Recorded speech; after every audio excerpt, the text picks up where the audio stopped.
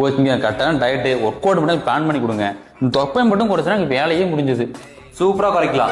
காலைல பிரேக்ஃபாஸ்ட்டுக்கு oats fruits, மதியம் நைட்டு ஃப்ரூட்ஸ் மட்டும், மற்ற டைம் தண்ணி மட்டும் கரெக்டாக குடிங்க. அது ஒரு நான் சொல்லித்தர எக்ஸசைஸ் கூட ப்ராப்பரா ஃபாலோ பண்ணுங்க. சூப்பரா குறைச்சிடலாம். இல்லை புரியல, இது வந்து என்ன நியூட்ரிஷன்ஸ் இருக்கு, போட்டு எதுவுமே கவர் ஆகாது, எப்படி பேலன்ஸ் பண்றது? நீங்க வெயிட் கரெக்ட் தான் வந்தீங்க. ஆமா. ஒரு எக்ஸாம் சொல்லணும் பாருங்க, டெத்துக்கு போறீங்க, நீங்க வந்து எமோஷனா ஃபீல் ஆயிருப்பீங்கல்ல. ஆனா வந்து நீங்க சாப்பிடாம தான் இருப்பீங்க. சாப்பிட மாட்டேன். ஆனா வந்து மூவ் ஆயிட்டு தான் இருக்கீங்க. அப்ப மட்டும் எனர்ஜி எப்படி எடுத்தது பாடி? அதே மாதிரி தாங்க குறைக்க நினைச்சா குறைக்கலாம். இது எதுவும் ஒன்னா கோச்சு? என்ன என்ன நீங்க நான் சொல்றத மட்டும் கரெக்டா ஃபாலோ பண்ணுங்க. நீங்க சொல்றீங்க கோச், நீங்க சொல்றீங்க. கையை கொடுங்க. Over 1 month later. கோச் யாருன்னு தெரியுதுங்களா? 2012 உங்களை மாதிரி எங்க ஃப்ரெண்ட் இருந்தாரு. அவரால் நீங்க வாய்ப்பு இல்லை. நீங்க யாருன்னு எனக்கு தெரியல. தெரியாது, எப்படி தெரியும்? உங்கள்ட்ட தானே வந்து இந்த ஒர்க் அவுட் டயர்ல கேட்டு போனேன் ஒரு மாசம் முன்னாடி. மறந்துருப்பீங்க நீங்க. ஆமா, வெயிட் குறைச்சிட்டீங்களா? குறைஞ்சிருச்சு, திரும்ப ஏறிடுச்சு.